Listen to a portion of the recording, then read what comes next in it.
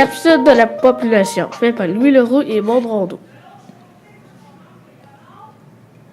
L'immigration. Depuis la Seconde Guerre mondiale, en 1945, la proportion de personnes d'origine britannique a diminué de moitié au profit des personnes de diverses origines. À partir de cette date, différentes vagues d'immigration ont peu à peu transformé le portrait démographique du Québec.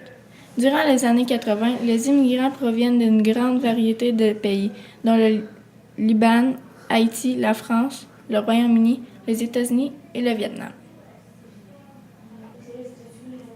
Une population urbaine. De plus en plus de Québécois font le choix de vivre en ville et le taux d'urbanisation a atteint presque 80%.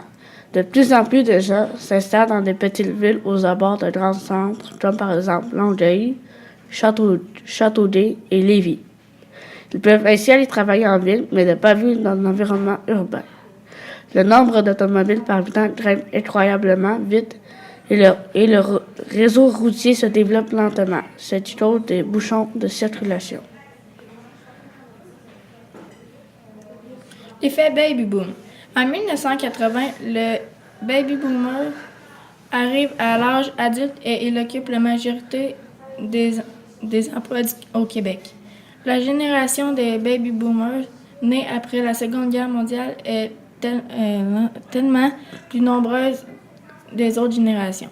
En 1961 et 1968, le système d'éducation a été réformé et rendu plus accessible justement à l'époque où les baby boomers étaient à l'âge d'aller à l'école. Augmentation de la population en 1951.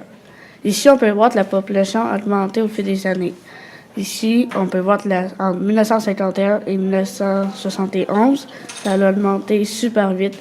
Et entre 1980 et 2001, ça a pris une croissance régulière.